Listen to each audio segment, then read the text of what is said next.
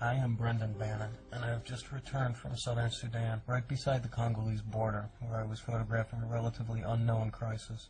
The rebel group, the Lord's Resistance Army, or the LRA, have been attacking villages, killing people, kidnapping children in the northeast of Congo, and also within Sudan. Following a military offensive against them, the LRA attacks intensified against civilians. Tens of thousands of refugees thus fled and crossed from Congo to southern Sudan. There are also thousands of displaced Sudanese.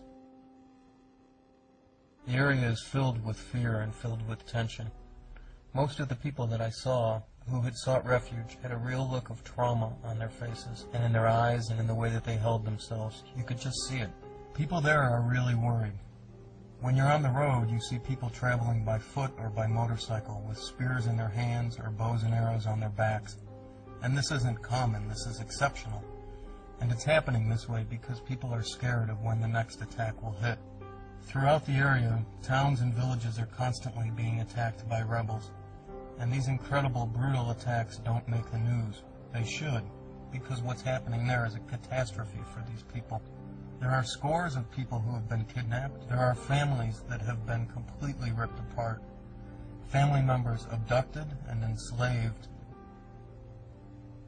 In the small villages surrounding Yambio, there were always reports of attacks.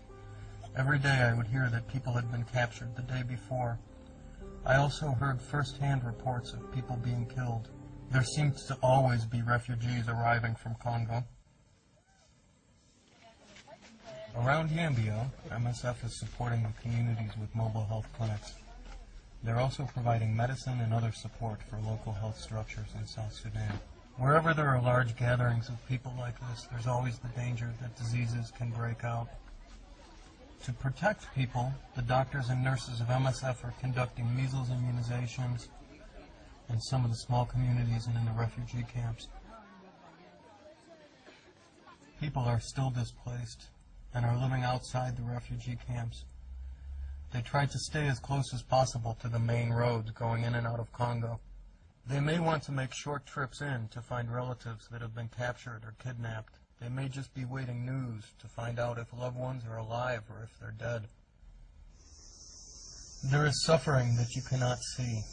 You know, these people have lost all that they're familiar with. They've lost the footpaths, the smell of morning, the knowledge of where to collect firewood, the streams or the boreholes where they would go to collect water in the evening and see their friends and talk about the day's news. They don't have those simple things anymore. In some places, they have been given land. You see people farming every day, even in the refugee camps, but there is a race against time. It is now the rainy season, which also means it is the planting season. So with all those families chased away from their farms, they face the risk months from now of not having enough food to eat. People are terrified to go back home, and with good reason. They've watched their friends and relatives get slaughtered, and the attacks are still ongoing, even in southern Sudan. And some simply can't go back. I met a teenager, paralyzed years ago, whose family was killed.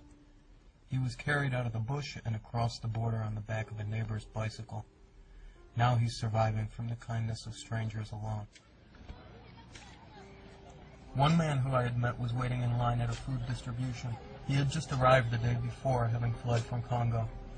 His village was attacked and 2 of his children were abducted. And I remember, he said, "I don't know what kind of father I am. What kind of life am I living that I can lose my 2 children like this?" MSF was working across a broad stretch of the border area. In another district, a town called Nyori, there was another refugee camp where MSF had set up medical care. They organized a group of refugees who had worked as nurses. They served as health promoters. They spent days walking around, talking to people about health, listening to people's stories about what they'd been through, and often just offering a compassionate ear.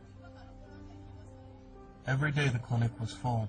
There were everyday injuries that needed tending to. There were kids with malarial fevers, pregnant women, and newborn children. Before these attacks, these Congolese and southern Sudanese people lived a simple but challenging life. They didn't have everything, but they had each other. And now my hat goes off to people who survive there on a daily basis. You know, life in this part of the world is hard enough without something terrible like this happening.